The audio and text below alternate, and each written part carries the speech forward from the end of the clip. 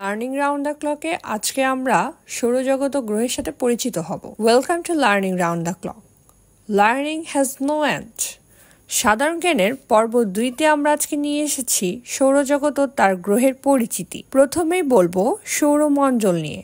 সৌরমণ্ডলের কেন্দ্রে রয়েছে একমাত্র নক্ষত্র সূর্য, যাকে প্রদক্ষিণ করছে 8টি গ্রহ। পৃথিবী থেকে সূর্য 109 গুণ বড়। সূর্য একটি গ্যাসীয় অগ্নিপিণ্ড।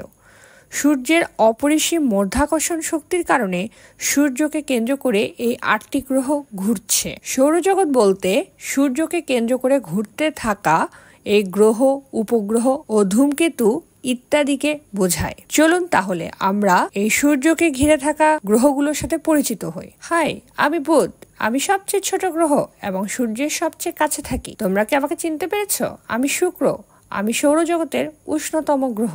আমি পৃথিবী, সৌরজগতের একমাত্র নীল গ্রহ, আর আমাতেই মানুষের বসবাস। আমি মঙ্গল, সূর্য থেকে 4র্থ দূরবর্তী গ্রহ এবং বুধের পরেই সৌরজগতের দ্বিতীয় ক্ষুদ্রতম গ্রহ হলাম আমি। তোমরা কি জানো আমি দেখতে লাল কেন? আমার ভূপৃষ্ঠে আয়রন অক্সাইড থাকার কারণে আমাকে লাল রঙের দেখায়। আমি বৃহস্পতি, সৌরজগতের বৃহত্তম গ্রহ। আমি শনি, বৃহস্পতির পরেই সৌরজগতের দ্বিতীয় বৃহত্তম গ্রহ। আমার চারপাশে রয়েছে বরফ রিংয়ের একটি বলয়, যা দ্বারা আমি বেষ্টিত থাকি। আমি ইউরেনাস, সূর্যের দিক থেকে আমার অবস্থান 7ম এবং আকারের বিচারে আমি 3য় বৃহত্তম।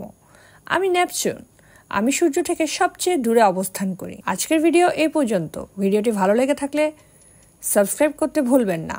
লাইক, ফলো দিয়ে আমাদের সঙ্গে থাকুন। সৌরজগতের গ্রহগুলো সম্পর্কে বিস্তারিত জানতে চাইলে আমাদেরকে কমেন্ট বক্সে জানাবেন। ভিডিওটি দেখার জন্য ধন্যবাদ। পরবর্তীতে আবার নিয়ে আসবো নতুন কোনো বিষয় নিয়ে ভিডিও।